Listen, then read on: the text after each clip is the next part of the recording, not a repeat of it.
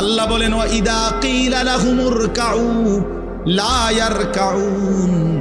দুনিয়ায় এই নাফরমানকে যতবার বলা হয়েছিল রুকু করতে, সেজদা করতে, নামাজ পড়তে, বেঈমান নামাজ পড়ে নাই, এজন্য জাহান্নাম।